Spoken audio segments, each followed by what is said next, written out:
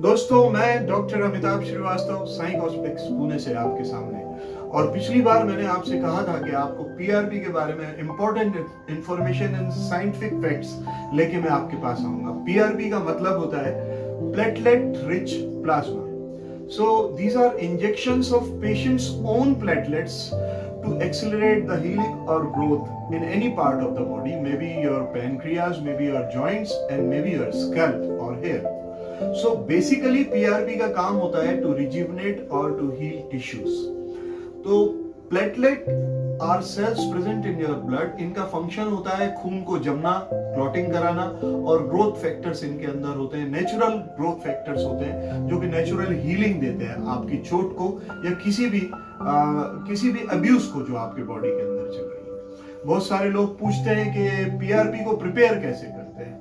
तो पीआरपी को प्रिपेयर करने के लिए 15 से 20 ml ब्लड आईवी हम अपने पेशेंट का निकालते हैं और उसको डबल सेंट्रीफ्यूज करते हैं। उसके बाद हमको पीआरपी प्राप्त होती है। उसके साथ कुछ और भी चीजें हैं जिनके डिटेल में मैं अभी नहीं जाना चाहूंगा, इसको पास करेंगे। हमको पीआरपी से क्या एक्सपेक्ट करना चाहिए?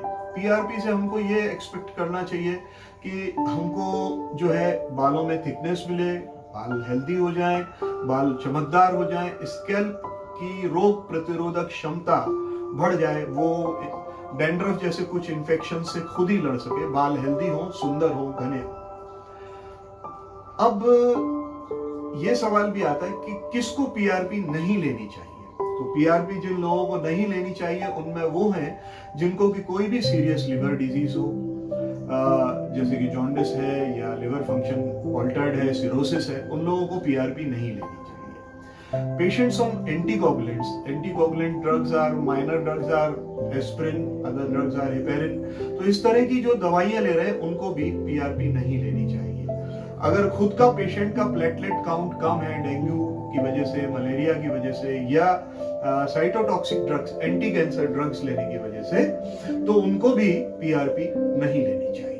सीरियस इन्फेक्शंस हो, मलेरिया हो, डेंगू हो, उसके बाद भी पीआरपी नहीं लेनी चाहिए। कुछ लोग पूछते हैं पीआरपी के साथ क्या रिस्क रन करते हैं। रिस्क दो है। पहली बात यह कि पेशेंट को पेन हो सकता है, और दूसरी बात यह कि अगर कंटेमिनेशन हो गया पीआरपी में, प्रॉपर स्टरलाइजेशन टेक्नीशियन ने, डॉक्टर ने नहीं मेंटेन किया, तो इन्फेक्शन भी हो सकता है। एक सवाल और, do PRPs fail? Yes, it can fail if it's not done in a proper manner. PRP करने का एक तरीका, एक सलीका होता है, और इंजेक्शन की डेप्थ्स बहुत इंपॉर्टेंट रहती है, और पीआरपी के फ्लूइड की स्टेरिलिटी मेंटेन करना भी बहुत जरूरी होता है। उसका प्रॉपर टाइमिंग, रोटेशन, इतने रोटेशन पर मिनट, इतने समय के लिए, ये बहुत इंपॉर्टेंट होता है। कुछ लोग ये भी सवाल पूछते हैं कि सर कितने समय तक हमको पीआरपी से लाभ हो सकता है? क्या ये लाइफ लॉन्ग चलती है? जी नहीं। पीआरपी का एक सेट ज्यादा से ज्यादा 1.5 साल तक आपको लाभ दे सकता है। उसके बाद आपको दूसरी पीआरपी का सेट लेना पड़ सकता है। इसके अलावा लोग बात पूछते हैं कि क्या पीआरपी पेनफुल होती है?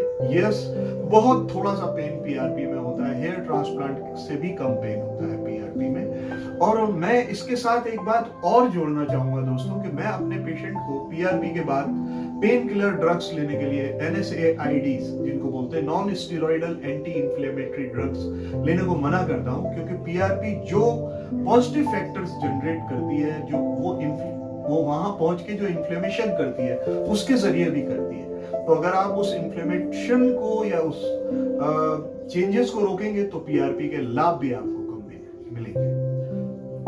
फिर वही बात कि क्या पीआरपी परमानेंट है, लाइफ लॉन्ग है? नहीं, पीआरपी परमानेंट नहीं है। क्या पीआरपी नए बाल उगा सकती है जैसा कि एक हेयर ट्रांसप्लांट में हमको मिलता है? नहीं, पीआरपी नए बाल नहीं उगा सकती। वेलस या बीमार हेयर को हेल्दी कर सकती है, कम हेल्दी हेयर को हेल्दी कर सकती है, जो हेल्दी है उसको और चमकदार या और थिक कर सकती है, पर नए बाल की ग्रोथ पीआरपी से आपको नहीं मिलती। एक और सवाल कि कितनी सिटिंग्स की जरूरत होती है पीआरपी के लिए? यूजुअली क्लिनिक्स का अपना शेड्यूल होता है, 3 से 5 सिटिंग्स जरूरी होती है। इससे बात सिर्फ आप ये समझ के चलें कि पैसा आप खर्च कर रहे हैं, आपको कोई लाभ नहीं हो रहा, किसी और को लाभ हो सकता है। एक और सवाल कि क्या मिनॉक्सिडिल पीआरपी के बाद जरूरी है, ये सवाल भी मैं आपके डॉक्टर पे छोड़ूंगा कि वो क्या डिसाइड करते हैं, आपकी कंडीशन देख के उन्हें क्या लगता है कि पीआरपी आपके लिए मिनॉक्सिडिल के साथ होनी चाहिए या उसके अलावा। एक और सवाल, बहुत अहम सवाल खत्म करने के पहले, कि मेरे को क्या नहीं करना चाहिए पीआरपी करा लेने के बाद। तो मेरे हिसाब से पीआरपी करा लेने के बाद आपको इमीडिएटली नहाना नहीं चाहिए। You do not take a bath after a PRP. Sauna में नहीं जाना चाहिए, स्टीम बाथ नहीं लेना चाहिए और बहुत हॉट वाटर बाथ नहीं लेना चाहिए। ऐसा भी लोग बात कहते हैं कि अल्कोहल नहीं लेना चाहिए क्योंकि बॉडी के इम्यून सिस्टम को किसी ना किसी वे में अल्कोहल अफेक्ट करता है। मैं यहीं पर रोकता हूं। इसके अलावा भी आपके कोई सवाल हो तो आप मेरे क्लिनिक के नंबर पे जो अभी फ्लैश हो जाएगा, और उस नंबर पे आप व्हाट्सएप भी कर सकते हैं, मैसेज भी लिख सकते हैं और कॉल भी कर सकते हैं। It will be a pleasure answering all your questions. This is doctor Amitabh Srivastava signing off from Sai cosmetics Pune.